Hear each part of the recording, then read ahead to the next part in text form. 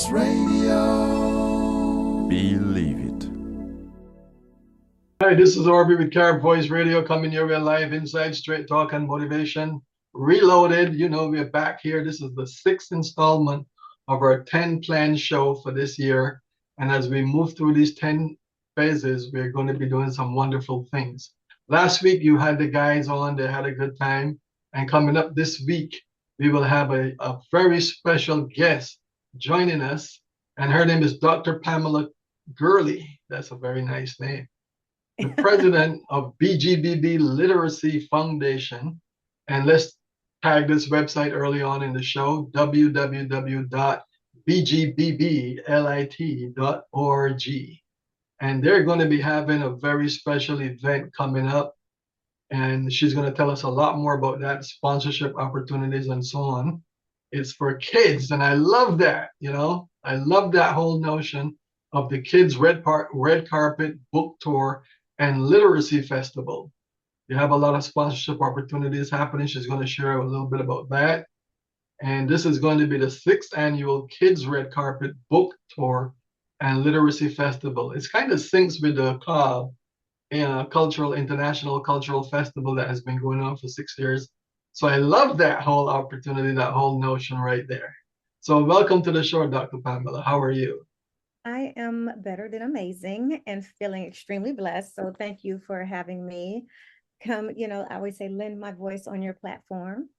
You're welcome. The one thing I learned from this experience is that led me to discover you. And it is very interesting that happened, because in discovering you, I discovered something that is near and dear to my heart, which is the event that you're doing for kids, because kids have a very special place in my heart. Hang on a minute. Here we go. We're back to the camera, having an emotional moment. That's what happens when we elevate. So tell us a little bit about the Red Carpet program. How did it come about? Okay, so it's the BGBB, or Brown Girl and Brown Boy Literacy Foundation. Well, through the Literacy Foundation now, but it's the Brown Girl and Brown Boy Kids Red Carpet Book Tour and Literacy Festival.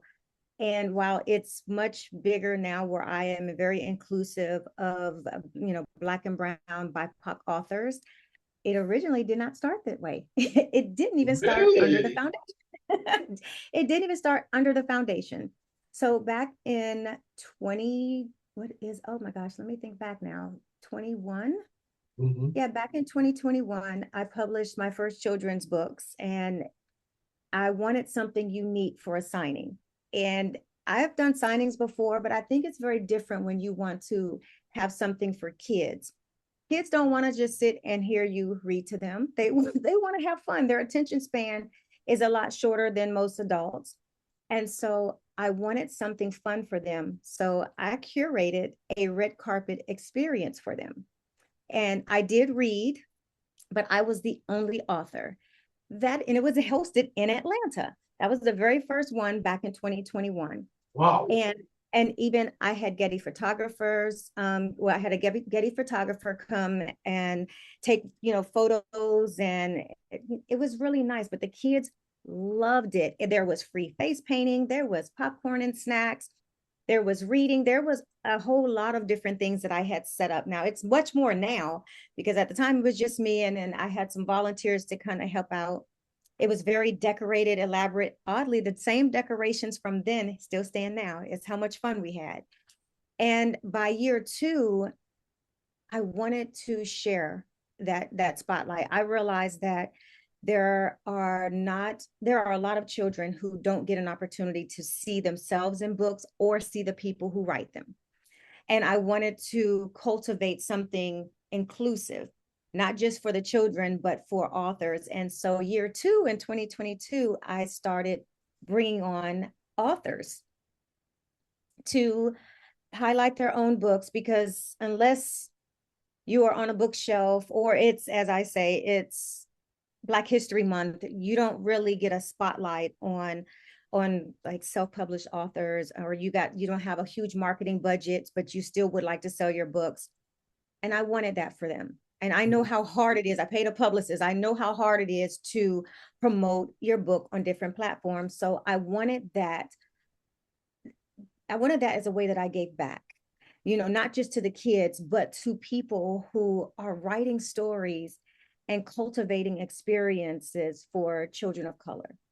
And so as of 2022, I started bringing on authors, and here I am in 2026. I have a great author line lined up again to bring children. And I always chose to do it in different cities. The first time I did it in Atlanta and Chicago.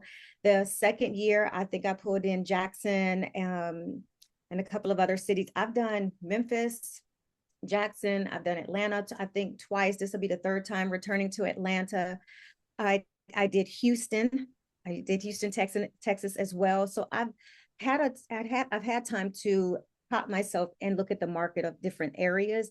And I always choose areas that I think don't have enough representation when it comes to the different things that they have an opportunity to see. Plus, I mean, kids, you have to say, they watch television, they see the red carpet, they see what's going on, and some of them can never fathom an opportunity to walk one. And I give them that opportunity. You know, I'm loving everything I'm hearing so far because the visualization that I'm bringing to the table in the conversation with the commencement ceremony, the passion behind it, the individuality, and then the expansion, but the caring factor for Black and Brown children, a focused niche market that really needs this, and the historical profile from where we come from in terms of not being able to read a book in the beginning. You are really empowering a community. And I think that is great that you've done it several times in Atlanta. You know, Yes. have you ever thought of New York City? I have not. Okay, And so I'm going to tell you why. Typically, I stay away from places that have a lot of things already made for kids. It's mhm. not, New York City has so much going on. It's very enriching, but you don't find that in Memphis, Tennessee. You don't find that in Jackson, Mississippi. I mean, it is in Atlanta, but Atlanta is one of my favorite markets. I've done media in Atlanta. I have a wide range of connections in Atlanta. And so I tested it in Atlanta. And so I just said, well, it works. The other part is it's very community driven. So I've had the fire department out. I've had the police department out. And when I was in Fayetteville for 2 years, oh, they looked forward. They had Sparky out there. They looked forward to the event coming out there. And unfortunately, I'm not doing Fayetteville this year. However, when I've had it out there, the support I've had from the community has been great. And that's how it's been in a lot of the places that I've hosted it. So I look forward to building those communities. The only thing is that as a board, as I'm the president of the board, but we had a board meeting at the beginning of this year trying to see how we can make this better. So one of the things that we focused on is how we spend our dollars. And one of the ways to do that is to, instead of having multiple events a year, being able to have one bigger, enriching one annually. And in my mind, I will also share that when I envisioned growing this, I thought about something like Essence Festival, but for kids. See, Essence is really big, but it only really caters to adults, Black, Yes, brown professionals. yes. But Black and brown kids don't really have that for their own. Now, there are kids events that are out there, but I'm talking 2021. In my research, I did not find something that was built and made and created and cultivated and curated for Black and brown BIPOC children.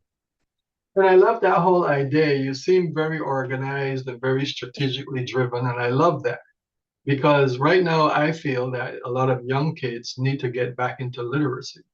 Yes, And so you bring in the one color with it that represents one of the most powerful conversations in marketing, red carpet, you know? yes. And so when I was growing up, I never thought about writing a book.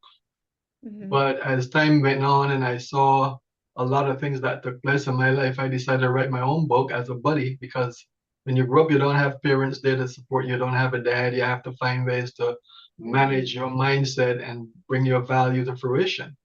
And the one thing that I knew I could get when I came to America was a free library card. So I went in there and I jumped in and I started reading and checking things out. And I love the storyboards that are taking place, you know. And when I hear about reading a book, I get excited because that's where the information is. When I was Yeah. looking for a job, I went and I read about sheetrock. I learned how to do sheetrock from the library. And I did Yeah. some construction and did a good job because I knew technical drawing already, you know. So I connected the dots. So let's Mhm. talk a little bit about you. What inspired you to truly want to do this beyond what you mentioned before, the individual? Dr. Pamela Gurley. Tell me. Okay, so first I have a doctorate in management. I specialize in organizational development and change. And while I do that kind of on my professional side, I'm, former government as well, employee, entrepreneur. But this was not, I can't take claim to something that really came from above. And I know that sounds really odd. I never thought I would be a children's book author. I never thought that I would be curating an event, but this is God given. This is his purpose for me. And I'm not sure how religious or spiritual people are who are tuning in, but um, I have no biological kids. I have five nieces. I have five nephews. I have two godkids. I've raised kids in my home, but biologically, I've never had kids. So in my mind, I never, never envisioned me writing a kids book, myself doing a kids organization, but one became the other. So when I looked at the tour and what I wanted it to be, it was revealed to me to make it into a nonprofit. So, I Mhm. mean, I do business. Believe me, a nonprofit is a whole different beast. But I had to learn that part of business as well. But my books, when I stepped away from the government, and which means I resigned my federal position, and that was a wake up call for me. And I had never thought like, oh, this books are going to be the thing. Entrepreneurship was something I already had. My company was 3 years old, currently getting ready to be 9. My first company, which is my baby, Clark and Hill Enterprise. And I woke up one morning with conviction, like, you need to do this now or never. This is your moment. I took that leap of faith. The first, I want to say, first 2 to 3 titles and all of the information came to me in my sleep, and I got up and I wrote. Wow. Yeah, yeah. And That's I was very shocked the fact that there were children's books. I was that, and what they say, God never gives you vision without giving you provision. He found the perfect, and I say he because I was directing, I was being directed by him. I say he because I interviewed several different illustrators, and I found the perfect one. Was not overly expensive. It just worked out in my favor, and everything just aligned. Every single thing aligned. And here I am now. I think there's, oh God, I know this is terrible because I stopped counting. There are probably about, I think there's eight titles now in the series. And I think the first 6, I believe, are in English, French, and Spanish. wow. The last, only the last, I think only the last 2 that I've written, or 2 to 3 I've written, are not in there. And my books are very psychosocial, social emotional books, because I remember growing up and there were things that wasn't, I couldn't relate to. And so that's kind of how I framed my kids' books, is what would I like to see, or what would I have liked to see when I was growing up that would make me comfortable about who I am and what I can do. So I look at my books are developmental, because I have one that teaches manners. I have one that teaches wellness. I have one that teaches about social skills. I have one that teaches about different careers, where the girls in the books are carpenters and engineers building buildings, and the boys, they have, they're taking swim and race car driving and being a pilot, and all of these other career options that are not always very present in children's face. And I'd like to say, oh, nowadays it is, but if you really go into some marginalized communities, some of them don't have Mhm. internet phones, access to books. They're in school. Some of them can't quite read. Some of them can barely write. And they are of those ages that they should be able to do that. And so I always feel like it's very important to not focus on knowing how to read, because that's Yeah. anybody, if you're train your brain, you'll know a word. It's about the other things. It's body language, it's context, it's social cues, and all of these other things that is built around literacy. And so that's what my nonprofit does. And this is why I curate this event. It's not teaching kids to love, not only love books, it's teaching kids that in order to succeed in life, you have to know how to read. It is pivotal. Not just read, how to do context. Children don't learn how to game because they know how to read. They learn how to game because they're working at it. They're figuring things out. It's the same way. That's something in life. When you were, what were you saying you was doing? You was putting some stuff together, and you said you know how to do it because of you was reading. You learned how to read. But Yes. then hands-on experience teaches you something different.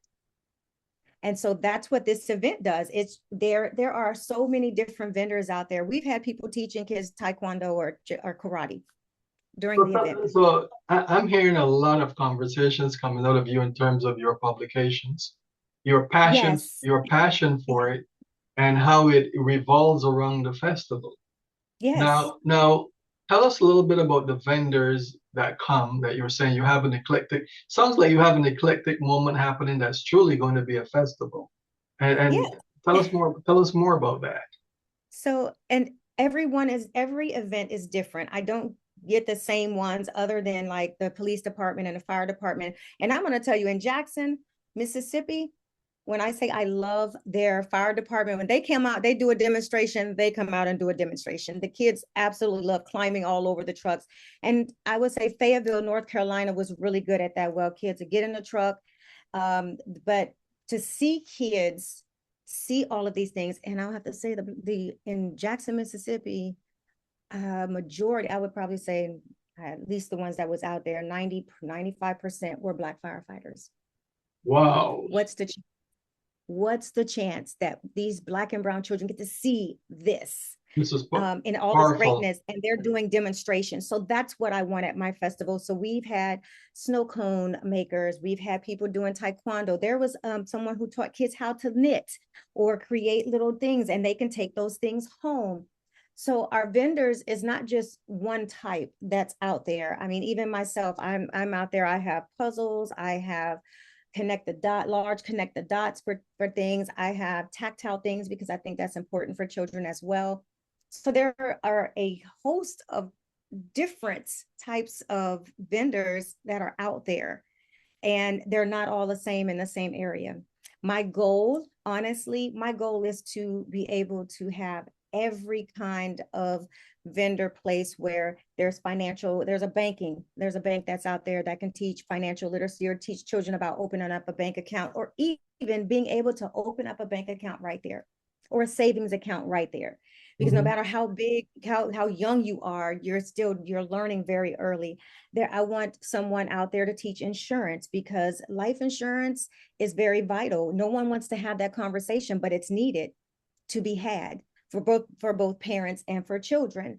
And so when I look at how I would like to build this, and everything takes time, how I like to build this is to have a fully um, hands-on technical information wise event where kids will get everything they need while they're young, even housing, a realtor, someone to teach children about real estate and why finances are important for real estate.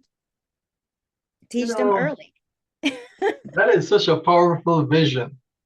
I mean, it's crazy that you're saying all of these things because this has been a weekend where a lot of different festivals were happening from New York to Atlanta, and many of what you're saying inside of your model includes all of these things. And it's something Mhm. that a lot of kids need to learn to do and do well. You know, one of the newest things that my son is doing is gaming, video games, and he's playing with his friend next door, and I hear Mhm. him talking, and he's watching, and then he has another friend in Barbados that connects, and then they all get together. And I said, well, maybe next week you can have somebody from Africa too, you know? So these are the things VR. that, We have yeah, VR out there. yeah, We have a virtual reality station out there as well. that's what I was about to ask you. Do you include that in the Yes, festival? So I'm happy that you answered that. yes. So where's this event going to be held in terms of Georgia this time? I know you're going to be in Jonesboro on the Mm, 25th, but yeah, it's going to tell us the be location. it's going to be at the Network ATL, and that's in East Point, no, at East Point, Georgia. And I'm going to pull up the address so that I can give you the exact address of the event. Because I usually say Network ATL because all of the event stuff is out there. It's going to be at 1556 Nabel, Nabel Avenue, East Point, Georgia, 30344. Okay, that's wonderful. So there's sponsorship involved. There's fun, fun, fun, fun. Yes, Literacy, right? yes. Face And painting. face painting, all of the arts. Living your art is going to be in the village on the Okay. 25th, as I would say. Um, Okay. in finality, what do you think people who come out, support, and sponsors will gain from participation? Well, one, I truly feel like they're going to gain not only just a partnership with the foundation, but within their community. I think when, even though my foundation is out of Alabama, the whole purpose is for a community to be able to touch one another and build from that own network and recognize who's in their community, because there are a lot of people in the community that don't know each other. There's a Mhm. lot of small businesses in the community that are doing great things, but they don't get the highlight because they're not famous or tied to something famous, or because marketing is a little bit harder, but it doesn't mean that they don't want to try. And so this just gives an opportunity for libraries to be able to have books that look like us, because I think when we find people that are tied to different areas, whether they're librarians or recommendations or anything else like that, this they're in their community. They are in their community as just like those kids are who come there. And I think So it's important for people to know who is in their community. I love this. And I think that this has the capacity to go global. Is that an interest? I have thought about taking it abroad to South Africa. It's still in conversations. Nothing has been nailed down. It's the fact that it's a very expensive lift for the most part. So we definitely rely on partnerships. We rely on sponsorship. We rely on donations. And even though it's for kids, believe it or not, if you have an event that's $3 for kids or $3 for entry or $5 for entry, and that's still like a heartache for some parents. But yet they will go and pay all the money to see all of the ushers and the Beyoncés, and there's no knock to them. You spend your money how you want, but when do you start pouring in your children? It's very easy. You see a lot of adult festivals that sell out, and they're going to make sure they make it, but they don't do that for the same. They don't do the same for what's built for children. I don't feel like they make enough time for that.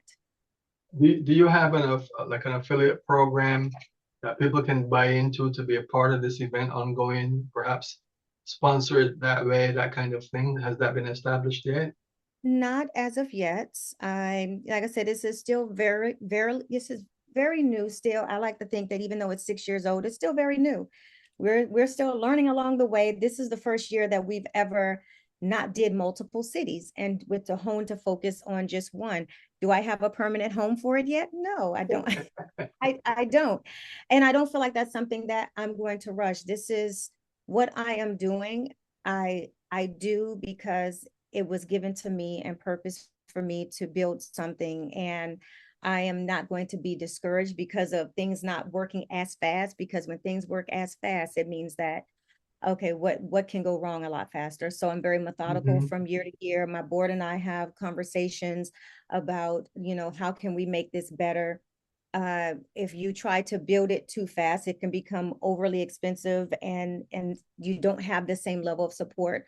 So I'm looking at ways to really get the buy-in, really get the support that is needed. But I built different things like Fayetteville. If I put a permanent home in Fayetteville, I probably would have no problems. But it would be, when I say that the community comes out in Fayetteville unlike anything I had ever seen. Wow. I have Any, to say that. any In final? terms of the community, not the kids, I'm talking the help, the people who want it out there. And they requested that I brought the tour out there, and then they brought it back the next year.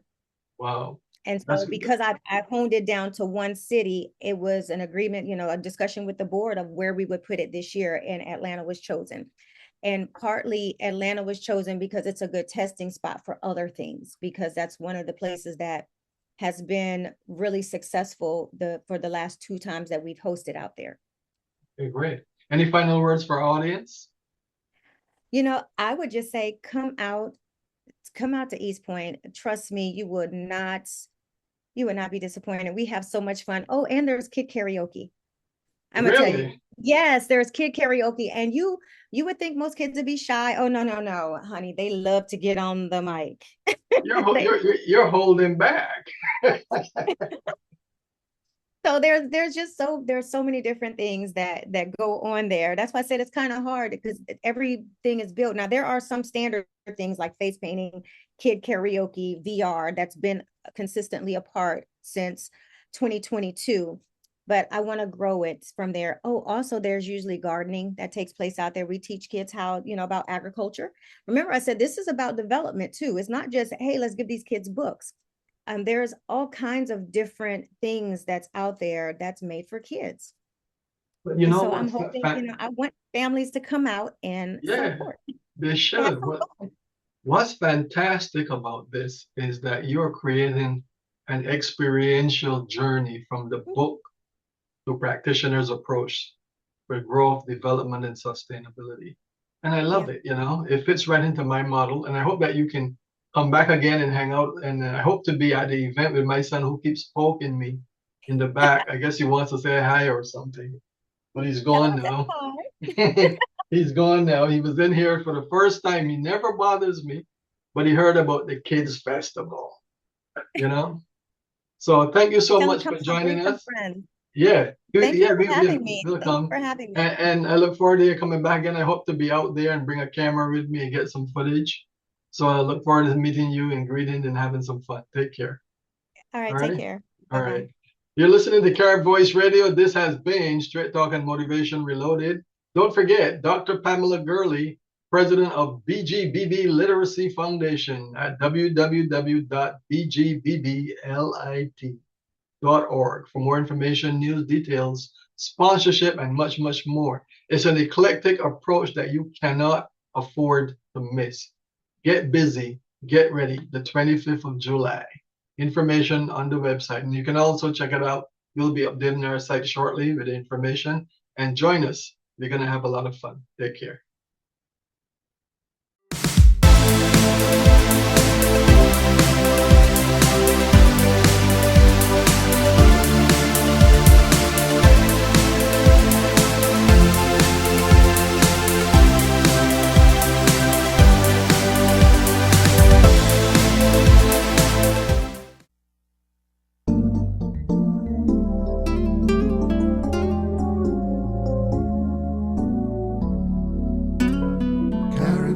Radio. Believe it.